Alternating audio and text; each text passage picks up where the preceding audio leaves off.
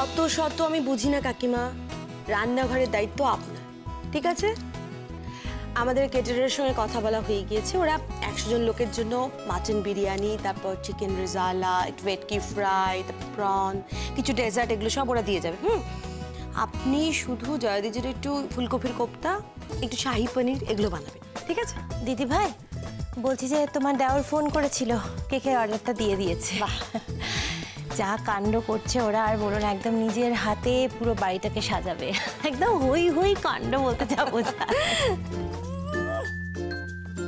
যার বিয়া তার ঘুম নাই, পাড়াপড়শির হুঁশ নাই। ওমা তাই তো। হ্যাঁ রে, সঞ্জু কোথায়? দাঁড়া আমি দেখছি। ও মা, এই দেখো এসে গেছে তোমার ছেলে। এই তোর জন্মদিন খেয়াল আছে? পুরো বাড়িটা না একদম মেতে উঠেছে, বুঝেছিস? মুখার্জি বাড়ির বড় ছেলের জন্মদিন বলে কথা। এই যে জন্মদিন উপলক্ষে অনেক শপিং করা হবে বাবা। তুই আর ঝিল আর দিয়া সবাই মিলে কোনো একটা বড় শপিং মলে যাবি, যা মন চায় সব শপিং করবি, কেমন?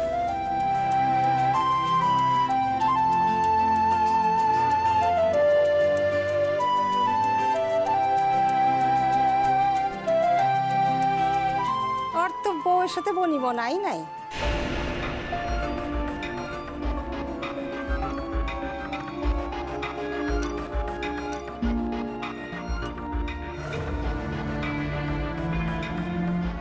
কাকিমা, আরে এই সমস্ত কি বলছেন আপনি? আমার ঝিল আর Sanju made for each other. ওরা দুজনে জন্মেছে একে অপরের জন্য। অবশ্য এই প্রেমটা আপনি বুঝবেন। আমি তো শুনছি ওরা ঝগড়া করছে এখন মাইয়ারে লইয়া। কাকিমা একদম বাজে কথা বলবেন না দিদি ভাই, ওনার কথায় কান দিও না তুমি। কিন্তু উনি তো একটা মেয়ের কথা বলছেন। ছাড়ো তো ওনার কথা। ঝিল আর সঞ্জু হচ্ছে একদম পারফেক্ট ম্যাচ, ওদের মধ্যে কোনো ভুল বোঝাবুঝি নেই। আর কাকিমা একটা কথা পরিষ্কার করে শুনে রাখো, ঝিল আর সঞ্জুর মধ্যে কোনো মেয়ে কোনোদিন আসতেই পারে না, কারণ ওদের ভালোবাসার মধ্যে না কোনো ফাঁক নেই।